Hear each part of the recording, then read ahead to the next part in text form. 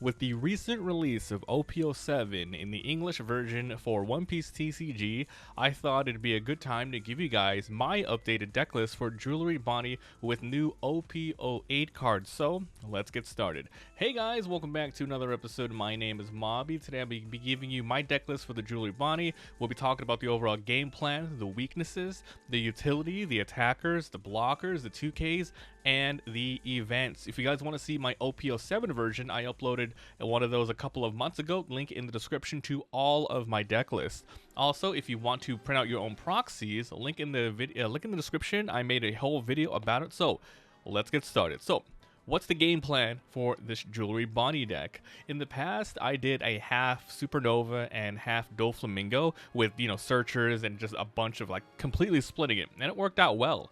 However, with the OP08, there's a couple of new cards that I wanted to add, which meant that I had to kind of cut back on one of the archetypes, and of course that is definitely the Doflamingo one. So it is primarily Supernovas with 28 of them, and the rest of them are just really solid staple green cards. We'll go ahead and get started. So let's begin by talking about the leader. Let's zoom in a little bit. So here is the Bonney leader from OP07, 5000 power, mono green. This is the alternate art. So the Supernovas and Bonney Pirates, when the opponent attacks once per turn, you rest one of your active Dawn, then you rest up to one of your opponent's leaders or characters. Now, OP07 has been out for quite a while now, and after some testing, this is probably one of the best abilities out for defensive wise. It is so good, and there's a lot of ways to just bring back your Dawn so you don't have to worry about having to use it all or not use it all during your turn. So it's a very, very strong leader, also durable. This is primarily inching towards mid, and then super late game you just destroy the opponent. So let's talk about the utilities. First of all, this is our only utility card in the deck. This is the Jewelry Bonney from STO2 111. Activate main, you rest one of your Dawn and rest this card.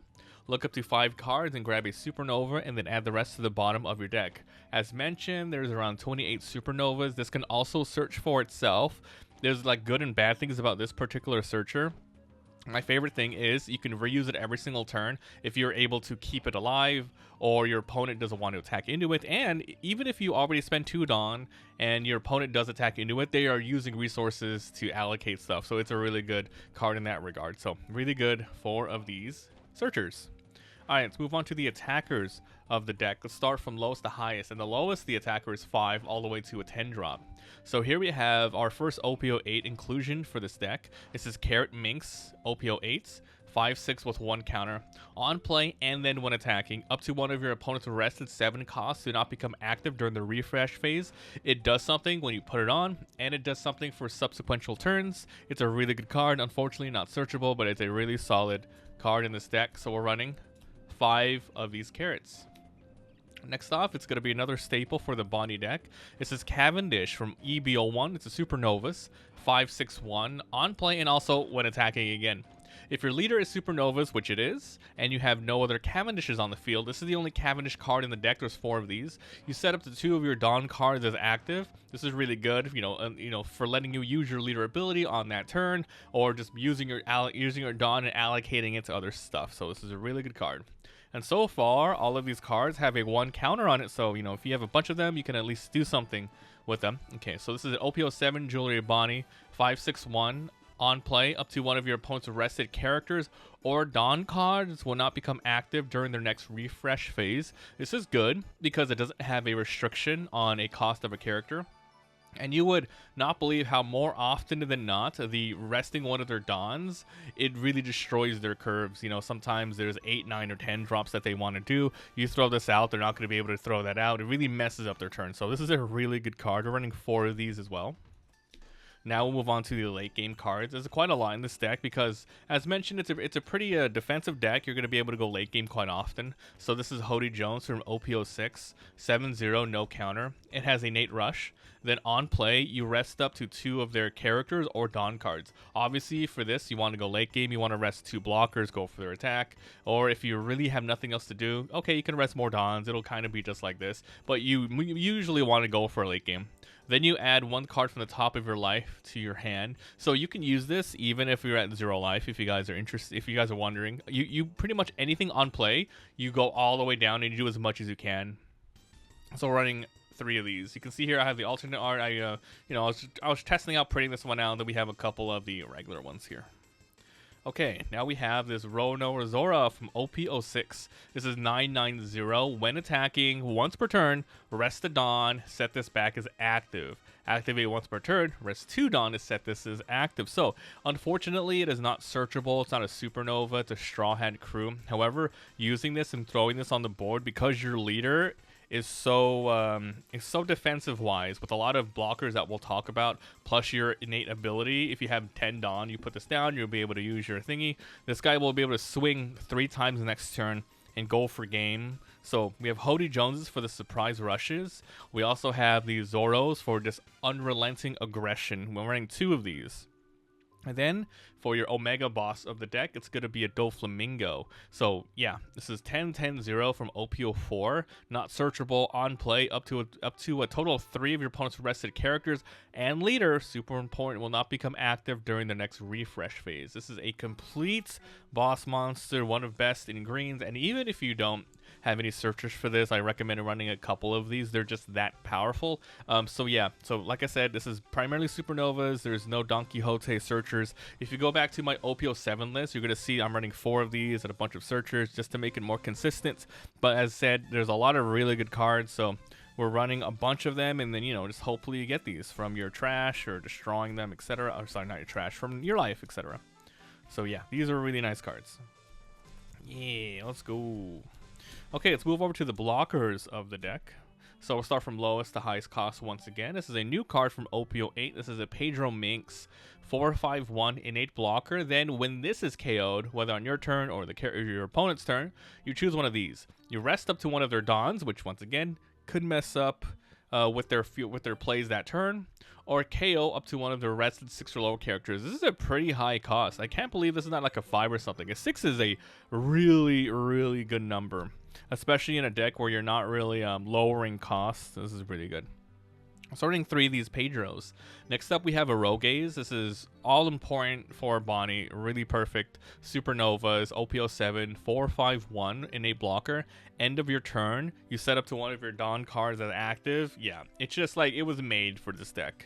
So really good. You always want these if possible. And I would say, try not to attack with these. Try to keep them alive. They are low cost and pretty low power, so easily removed. But, you know, your opponent has to spend resources on that if they want.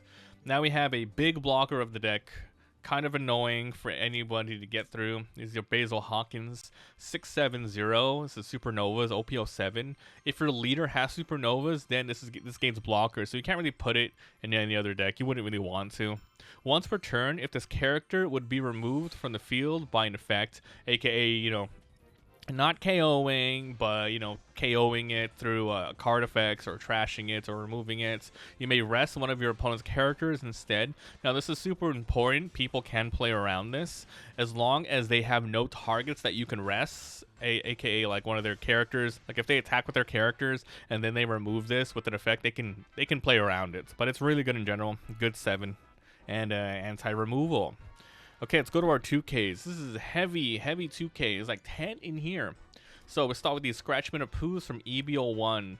1/1/2 on play, rest up to one of your opponent's 2 or less characters. You're probably not going to see this in play a lot, other than just the 2K, but it's here just in case they have a 1 or 2K blocker, you know, like the Laws, the Beiges, the Choppers. Other than that, it's primarily for searching 2Ks. So we're running a couple of these. 4.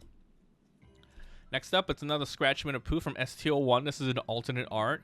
2/3/2. When one Dawn is attached and attacking, rest up to one of their Dons. So, yeah, I don't know. This is, once again, it's another sort of tech ability that you're probably not going to use. You primarily only want it for the 2K and a searchable supernova. But if you can find this to make it work, then, hey, awesome. So running 4 of these, and finally, probably the really, the really good 2K here. The one that might see play. This is an EZO, so Wano Country, former Whitebeard's non-searchable, which is why we have a lot of just 2Ks that are searchable, so you don't miss too much with the Jewelry Bonney searcher card. So this is a 3/3/2 on play rest an opponent's characters with 4 or less. There are a good amount of 4K, so 4 cost blockers that you can rest and then go for a game. So this might come into play. Really cool. Now let's move on to the last card type of the deck, and that's going to be our utility, our event card. So we're running 3 of these because the side of justice will be whichever side wins. This is Don Quixote Pirate, so it's not searchable. From OP06 0 cost counter, you may trash 1 card, and there are around 12 0 cost counter cards in this deck. So that's why we're only running 3. I usually try to run like 1 of the 0 cost for every like 5 or so, and this is when it seems like a pretty good ratio here. So you trash 1 and then you get 3,000 power. So if you end up with 2 Zoros in your hand that you're probably not going to use, you know, you have way more Doflamingos, etc., use this. Really good. And the effect is also not the trigger is not too bad. Rest up to one of your opponent's characters with a cost of 4 or less, so not bad. That might come into play. And finally, the last card of the deck is a new one from OP08. This is Electric Galuna. This is a Minx card, so not searchable. 3 cost. Main, all of your opponent's rested characters with 7 or less, so won't be active. So this is all of their 7 or less. It's really good for just setting up next turns to KO. So there's a lot of disruption and defense in this deck with resting characters, resting Dawn, sleeping them so they can't come up, and then using your late games to attack. So that's pretty much the whole game plan of this Bonney deck. So let me know what you guys think about this down below. As mentioned, yeah, Supernovas, there's like 23 1k counters, 12 0 cost counters, 5 triggers, and a good amount of late game.